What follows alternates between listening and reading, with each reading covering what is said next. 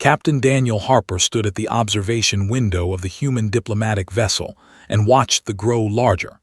The planet was unlike anything Earth had produced. It was covered in massive crystal formations that stretched from the ground to the clouds. The formations caught the light of their sun and threw it back in waves of blue and purple. Harper had been a captain for 15 years. He had seen alien worlds before. He had talked with strange beings and made agreements that changed history, but they were different. They were known across the galaxy as a people who feared nothing and respected almost no one. Ambassador Lisa Monroe walked up beside Harper. She was a tall woman with dark hair pulled back tight. She had spent the last 3 months preparing for this meeting. She had read every record the Galactic Council had on them. She knew their laws, their customs, and their rules. "We need to be careful," Monroe said. "They do not like humans who are too friendly. They see warmth as weakness. They see kindness as a sign that you are not strong enough to be their equal." Harper nodded. He understood, but he had always been a man who spoke what he thought. He did not hide his feelings behind walls of formal words. "I know the rules," he said. "We keep it formal. We do not smile too much. We do not use kind words. We do not show that we value anything about them except their power." Monroe looked at him with worry in her eyes. She knew Harper. She knew he did not always follow the rules when he thought the rules were wrong. The shuttle carried them down to the planet's surface. The landing platform was made of the same crystal material that covered the world. It was smooth and hard and reflected light in strange patterns. They were waiting for them. They were tall beings, almost 7 feet high. Their bodies were not made of flesh like humans. They were made of hard, clear material that looked like crystal or glass. Light moved through their bodies and glowed from within. Their faces had no eyes like humans had. Instead, they had lines of light that showed where they looked. They had no mouths that opened. They did not eat food like humans. They did not speak with sound like humans. Instead, they used light patterns to communicate, and translation devices turned those patterns into human words. The leader of the delegation was Minister. He was older than the others, and his crystal form had lines running through it that showed patterns of age. His light was cold and hard. "Welcome," said through the translation device. "We have agreed to hear your proposal for trade, but know this, the people do not need anything that humans can offer. We are here only because the Galactic Council demanded it." Harper stayed calm. This was exactly what they had expected. They believed they were better than every other species in the galaxy. They believed their science was stronger, their minds were sharper, and their way of life was superior. "We are honored to be here," Monroe said carefully. "We hope to learn from your great knowledge and strength." Made a sound that might have been agreement. He turned to gesture toward the other. "This is Princess," he said. "She represents the royal line of—" Harper saw her, and something in him stopped. Princess was younger than the others. Her crystal form was clear and bright. Light moved through her body in waves of deep blue and soft white. Her form was perfect. The way the light moved through her made her seem alive in a way that the other did not seem alive. She was beautiful. Harper did not follow the rules then. He did not hold back what he thought. He looked at and he spoke the truth that was in his mind. "You are gorgeous," he said simply. The moment the words left his mouth, Harper knew he had made a mistake. Monroe's face went pale. Light froze, the other stopped moving. Light went wild. Her crystal form began to vibrate. The light inside her flashed and burned. It moved faster and faster through her body. She made no sound, but her whole form seemed to scream. The light patterns that made up her face twisted and bent. Then she fell. Her body went dark. The light inside her died. She collapsed onto the crystal platform like a thing made of stone. Her form did not break or shatter. It simply stopped. There was silence. Moved forward, his light turning hard and red. "Take the humans into custody," he commanded the guards. They have committed an act of war. The guards moved toward Harper and Monroe. Guards from the human ship appeared behind them, ready to respond. The moment was sharp and dangerous. Everything that could have been good between these two species seemed ready to break. "Wait," a voice said. The guard stopped. The light of the froze. High Ruler stood at the top of the landing platform. He was the most powerful being on. He was ancient. His crystal form held lines and patterns that spoke of thousands of years. His light was deep and full of colors that seemed to come from far away. Us moved down toward. He looked at her still form for a long moment. Then he looked at Harper. "What did you do?" Us asked. Harper felt Monroe's hand grab his arm. He felt his guards move closer, but he answered with the truth. "I told her that she was beautiful," Harper said. "I told her that her light was gorgeous. I did not mean to harm her. I simply told her what I saw." Us was quiet for a very long time. "Take the princess to the medical chambers," he said at last, "and bring Captain Harper with us. I want to know why a human would say such a thing. No one has ever said such a thing to her before." The guards lifted Spotty and moved her away. Harper was escorted forward, leaving Monica and the rest of his team behind. He did not know what would happen next. He had broken the most important rule, and the consequences were already beginning to unfold in ways he did not understand. The medical chamber was vast and cold, lay on a platform of crystal that seemed to float in the air. Her form was still dark. No light moved through her body. Machines made of the same crystal material as everything else on surrounded her. They glowed and pulsed with patterns of light that Harper could not understand. Dr. Stephen moved through the chamber with careful steps. He was a human doctor who had come with the delegation. He was smaller than and his presence in their medical space made him look like a child among giants. But he was smart, and he was not afraid. Approached Harper, who stood near the wall. "They want to know why she fell," said quietly. "The physicians do not understand what happened. Her body shows no injury. There is no disease. Her systems are working normally, but her consciousness is not responding. It is like she is asleep but not asleep." A doctor moved toward them. His name, according to the translation device, was Physicianus. His light was steady and cold. "We must understand what you did," Us said to Harper. "We must know what weapon you used against the princess." "I did not use a weapon," Harper said. "I simply said that she was beautiful, that is all." Us's light flickered with what might have been confusion. "Explain this word, beautiful. It has no meaning in our language. There is no measurement for it. There is no logical explanation for it." Stepped forward. "It means that he found her appearance to his eye to be pleasing," said. "It is a response of emotion. Humans feel things about what they see. We have reactions that are not logical." Us was silent for a moment. "We have no such reactions," he said. "We are beyond emotion. Emotion is a sign of weakness. It is the reason other species fail. We have removed emotion from our bodies and our minds. We are pure logic and pure strength." Another entered the medical chamber. This was Minister. His light was bright and angry. "The High Ruler wishes to speak with the human," said. "He demands to know the truth of this attack."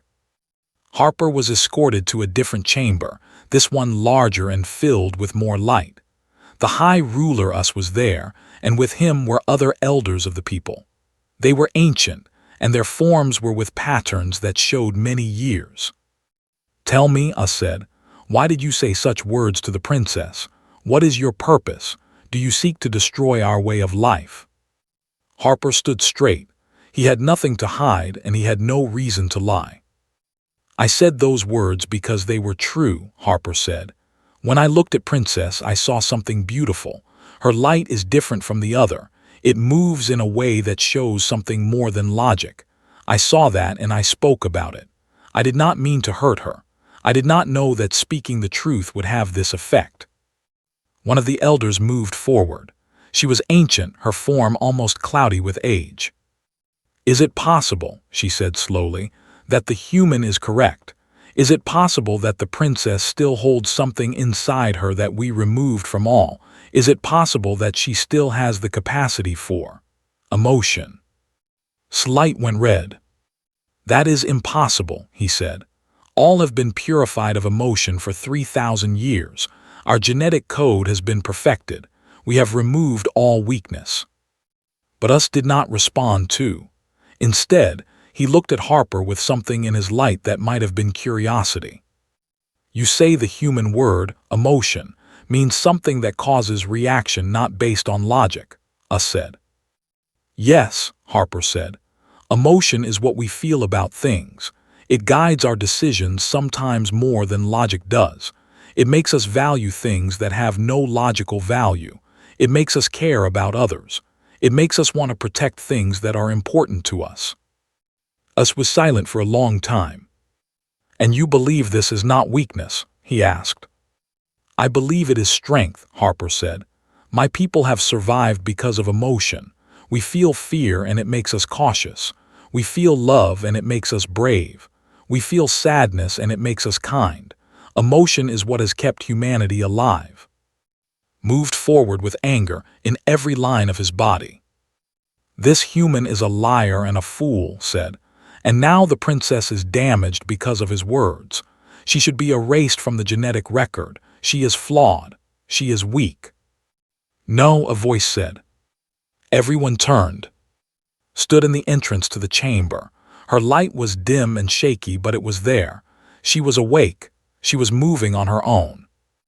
Us moved toward her with concern, but raised her hand. I wish to speak with Captain Harper, she said. Slight went bright with anger, but Us made a gesture and the guards moved back, walked forward until she was standing directly in front of Harper. Her light was weak, but her voice was strong. What you said to me, said. What does it mean? How do humans know when something is beautiful? How do you decide that one thing is more beautiful than another? Harper looked at her. He saw that she was struggling to stand, but she was here. She was trying to understand. I don't know how to explain it, Harper said. I just know it when I see it. It is something that moves me. It makes me feel good just to look at it. When I looked at you, I felt that. Your light is different. It is brighter than the others. It seems to have something more inside it, something alive. Slight flickered. I have always felt that something inside me was wrong, she said. I was never like the others. I always wanted to understand things more. I always wanted to know the reason why we did things, not just to do them because that is how it is done. But I was taught that was weakness. She looked around the chamber at the elders. Is that what this feeling is? Is that emotion? Is that what was removed from us? She asked. Made a sound of rage, but Us raised his hand. We will continue this discussion, Us said. The human will remain here. We will study this matter. But I warn you, Captain Harper, if you have brought corruption to our people, the consequences will be severe. Did not leave Harper's side, and in the silence that followed, everyone understood that something fundamental had changed. They had believed they were beyond emotion, but one human's honest words had opened a door inside them that they thought was closed forever, and they did not yet know if what came through that door would heal them or destroy them. The meeting chamber was neutral ground, halfway between the human zone and the zone. Harper sat on one side of a crystal table and sat on the other. Guards stood at the doors, but they did not interfere. Us had ordered that the human and the princess should be allowed to speak. Slight was stronger now. She had recovered from the shock of hearing those first words, but something had changed inside her. Harper could see it in the way her light moved. It was no longer the cold, steady glow of it was alive. It danced and shifted. I want to understand, said.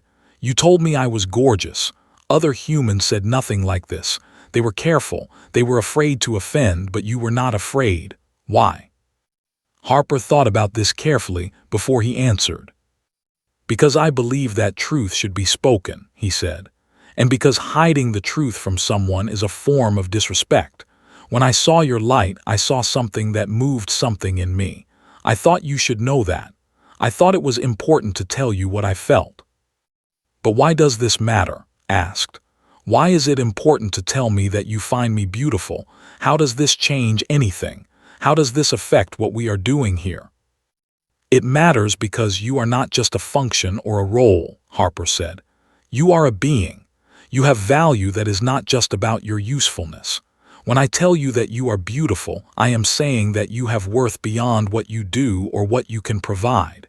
You matter as yourself, not as the princess, but as." Light dimmed for a moment. When she spoke again, her voice was different. "I have never been valued as myself," she said. "I have been valued as the princess of the royal line. My genetics are important. My position is important. My function is important. But no one has ever said that I, as an individual being, have value simply because I exist." She paused. "That is what you humans call emotion," she said. "That is what was removed from us. That is what makes you see worth in things that have no logical purpose." Harper leaned forward. "Yes," he said, "but it is not just about seeing worth in things. It is about connection. When I felt that you were beautiful, I also felt a desire to know you better. I felt a wish that you would be happy. I wanted to see you smile if smile. I wanted to protect you if you needed protection. Emotion creates bonds between beings." A guard at the door made a signal too. Another being had arrived. Scientist Griffin entered the chamber. She was one of the human delegation's greatest minds. She had studied alien biology and culture for 20 years. "High Ruler sent for me," Griffin said. She looked at, "and I believe the princess has questions." Over the next hours, Griffin and Harper explained human emotion to. They told her about love and fear, about joy and sorrow, about anger and hope. They explained how emotions guided human decisions even when logic said something else.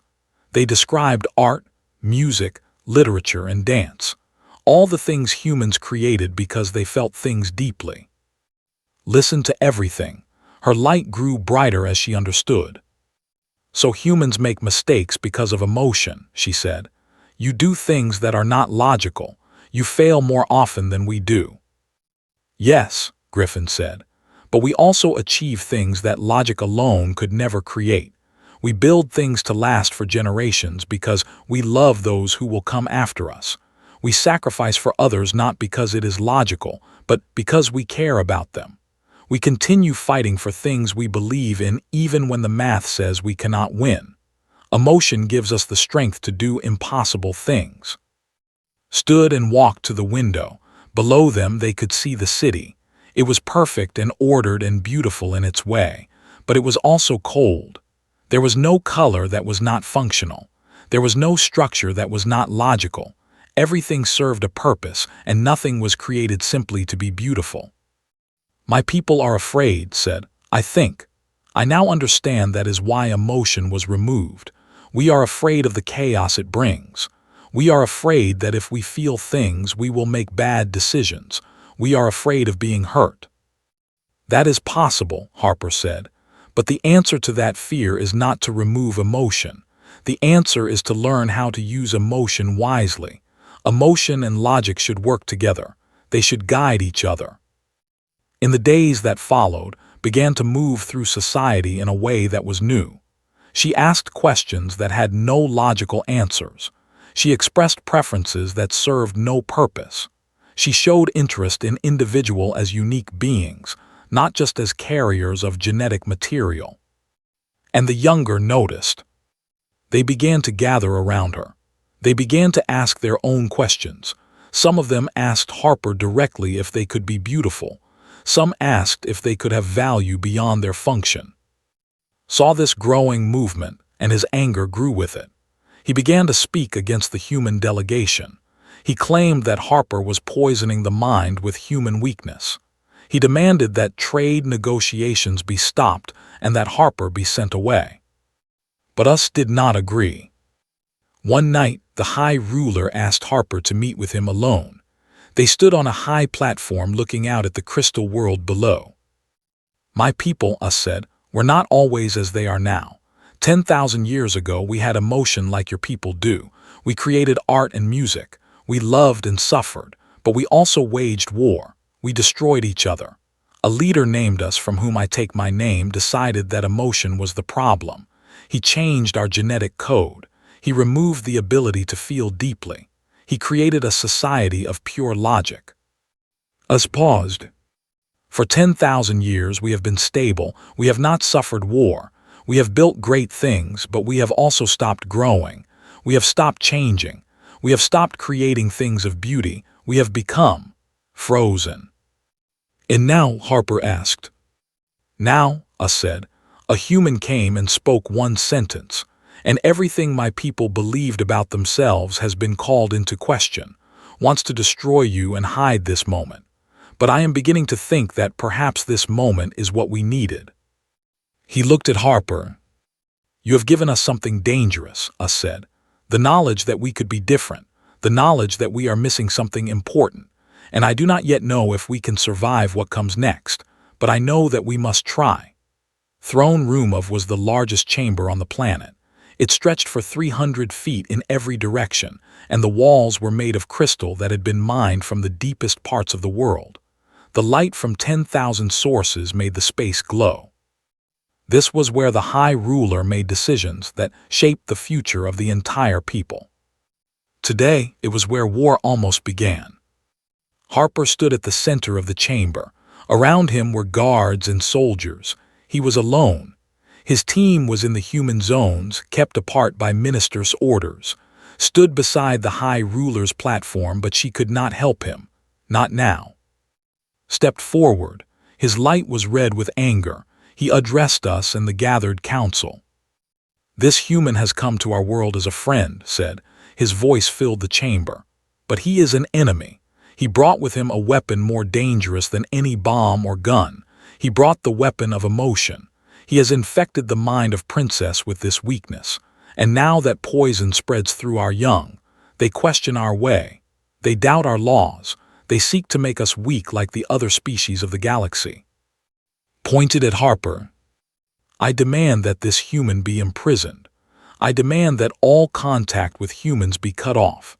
I demand that we purge the infection before our entire civilization collapses. Many in the council chamber made sounds of agreement. Their lights brightened with support for words. Us raised his hand. I will hear the human speak, Us said. Harper looked around the chamber. He saw the faces of beings who were afraid. Their fear was not weakness. It was real.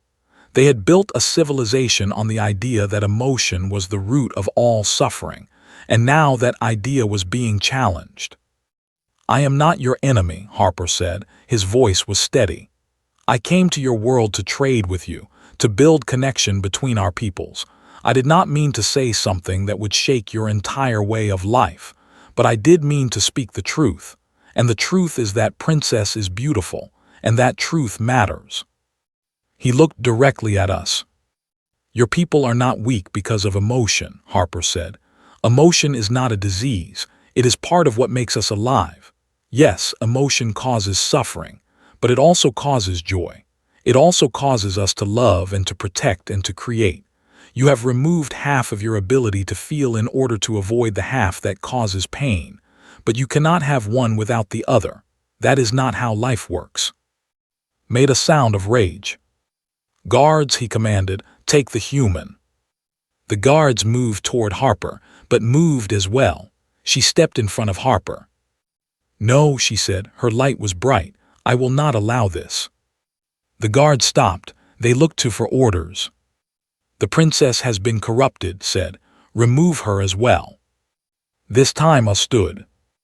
No one will be removed, the High Ruler said. His voice filled the entire chamber. Minister, your fear is understandable, but your actions are not acceptable. His light went dark. He made a gesture to the guards. The guards attacked. They came at Harper and from all sides, but something happened in that moment. The younger, the ones who had been drawn to questions, began to move. They stood up in the chamber. They blocked the path of the guards. We stand with the princess, one of them said. Then another, we stand with the human. Then another, we choose change. The chamber filled with violence. It was not like human violence. They did not have weapons in this sacred space, but they were strong, and their crystal bodies could inflict great damage on each other. Light flashed through the chamber in colors of anger and fear. Harper grabbed. "We have to get out of here," he said. "No," said, "this is my people, this is my world, I will not run." But us was moving toward them. "Come," the High Ruler said. "There is a way out. I will not allow this beautiful moment of change to be destroyed by fear." He led them to a hidden passage, but as they moved through it, alarms began to sound throughout the city, had sent a signal to the military. War stations were being activated. Orbital defense systems were coming online. Harper's ship received the warning. Lieutenant Torres was in command on the bridge. She saw the weapons systems activating around the planet. "Raise shields," she commanded, "and get Captain Harper on the comm now." But Harper was deep in the palace, hidden in a stone chamber with us, and the communications were blocked. Torres had to make a decision. Around the planet, weapons were preparing to fire. The human ship was fast, but not fast enough to escape if everything around them opened fire at once. She would have to defend, and if she fired on there would be no going back. "All weapons ready," she said to her team. On the planet, us realized what was happening. "Is going to start the war he wants," us said. "He is going to force the humans to fire on us, and once blood is spilled, there will be no peace." Harper stood at a window and looked up at the sky. He could see the human ship hanging above them like a star. They were waiting for him. They were ready to fight and die if he did not return. He looked at. "I have to go back," he said. "I have to stop this before it starts." "You cannot," said. "We'll kill you." "Maybe," Harper said. "But if I do not try, many will die, and everything we have begun here will be destroyed." Light flickered with something that might have been emotion. Harper turned to us. "I need you to stand against," Harper said. "Use your authority. Show your people that change is possible. Show them that there is another way." Us was silent for a moment. Then he said, "I will try, but you must be fast, human. You must reach before the weapons fire." Harper ran back through the palace. Guards tried to stop him, but he moved past them. Behind him, us was broadcasting a message to all. He was declaring a new way. He was calling for peace, but had already given the order. The first weapons fired. The human ship rocked with the impact. Torres fired back not at the planet, but at the weapons installations. The sky above the planet became filled with light and fire. Harper burst into the throne room. Was there, his light burning bright with rage and victory. "You see," said, "the humans are showing their true nature. This is why we must be pure. This is why emotion is weakness." But Harper did not stop. He kept running forward toward the source of all this destruction. And as he did, something incredible happened. Began to stand in his way, but not to stop him. They stood there to create a wall between the guards and Harper. They stood there to protect him. They stood there because they understood, finally, what it meant to choose something beyond logic. They chose humanity, and in that choice they chose emotion. They chose connection. They chose each other. The throne room was silent. Minister lay on the crystal floor, his light dim but still alive. Harper had not killed him. He had simply stopped him. And in that moment the older understood that he had lost. The weapons fire from above had stopped. Lieutenant Torres had received the signal from us. The war that was about to begin had been prevented by one moment of choice. Us stood at the center of the throne room. Around him were the people.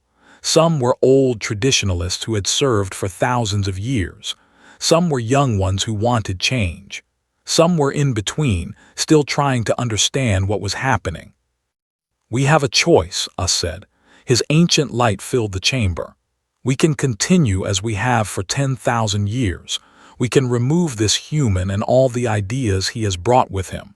We can pretend this moment never happened. And we can live in fear, always wondering what we have ourselves. He paused. Or we can choose to grow. We can choose to remember who we were before the purge. We can choose to bring emotion back into our world carefully, with wisdom. We can choose to value not just the logical but also the beautiful. We can choose each other. The chamber was still for a long moment. Then one young stepped forward. I choose change, she said. Her light was bright and clear.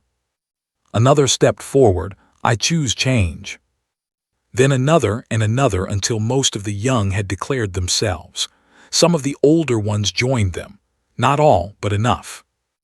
Us gestured to the guards. Take Minister to the isolation chamber, he said. He will be held for crimes against the peace of. He will be judged by our laws and our new understanding. Did not fight. He simply dimmed his light and accepted what was happening. Then us turned to Harper. You have shown us something true, the High Ruler said. You have shown us that we are not broken. We are complete with all our parts, including the parts that feel. You have shown us that strength can come from connection as much as from power. You have made an enemy, Captain Harper, but you have also made us free. Harper was escorted from the throne room. Medical teams checked him for injuries. The human ship sent down a shuttle to pick him up, but before he left the surface came to him. Her light was different now. It was not the uncertain, wavering light of a learning to feel for the first time. It was strong and confident. She had moved forward while Harper was being healed. She had taken her place as the leader of the new. Come back, she said simply. When this is all settled, come back to us. Harper nodded. I will, he said. In the months that followed, something remarkable happened. Scientists began to study the genetics of emotion. They did not seek to restore it all at once. They worked slowly and carefully. They brought back the capacity to feel joy first, understanding that this would help them accept other emotions later. They studied how humans used emotion to create art and music and literature. They brought artists from hundreds of years before the purge and studied their work. Ambassador Lisa Monroe worked with to design a new treaty. It was not just about trade. It was about partnership and cultural exchange. Young came to Earth to study human culture. Young humans came to learn the advanced science of the. A year after the first contact, a joint assembly was called. It took place on a space station between the two worlds. Humans and gathered to hear their leaders speak. Harper and stood together on the platform. They were not the same beings who had met in that first moment on the landing platform. That moment, just days apart, had contained a universe of change. A spoke first. The ancient High Ruler's light was warm and full of colors that had not been seen in form for thousands of years. We were afraid, us said. We were afraid that emotion would destroy us, so we cut ourselves off from it. We became perfect and stable and cold, but we also became empty. It took the brave actions of a human and a princess to show us that strength comes not from removing our weakness, but from accepting all of ourselves. Then spoke. Her form glowed with the kind of light that humans might have called joy. I am grateful, she said, for a captain who dared to speak truth, for a scientist who explained what that truth meant, for a high ruler who chose to listen instead of destroy, and for my people who were brave enough to change. We are learning to feel, and it is not easy. Many of us still fear emotion, but we are learning that fear itself is something we can face together. Then Harper spoke. My people have a weakness that they used to see, he said. We feel too much. We make mistakes because of that. We suffer because of that, but we also love because of that. We create because of that. We protect what we care about because of that. We stand together as communities not because logic demands it, but because we choose to. The gift we have given thee is the gift of being whole. And the gift they have given us is the knowledge that being whole is possible even after removing yourself from it for so long. Every being in this room, human, and is better because we met. The assembly erupted in sounds of agreement. Lights flashed in patterns that showed what might have been celebration. Human voices cheered. Later that day, Harper and stood alone on the observation deck of the space station. They could see both worlds from there. Earth, blue and alive, crystalline and beginning to change. "Do you think it will work?" asked. "Do you think my people can really learn to be emotional without losing what makes us strong?" Harper considered this. He thought about the journey that had brought them here. One moment of truth, one willingness to speak what he felt, and it had changed everything. "I think," he said, "that emotion and strength are not opposites. I think they work together. I think your people will be more powerful than ever before, not less. Because now they will fight not just because logic demands it, but because they care about something. They will create not just because it serves a purpose, but because creation is beautiful." Light grew brighter. "Thank you," she said, "for being brave enough to call me gorgeous." Harper smiled. It was a simple moment. But in that moment, two worlds began to truly understand each other. And in the years that followed, other species would look to the Inhumans and see what was possible when beings chose to embrace all parts of themselves, when they chose to connect, when they chose change. All because one captain on one day told the truth about what he saw. And everything that came after was born from that single moment of human courage.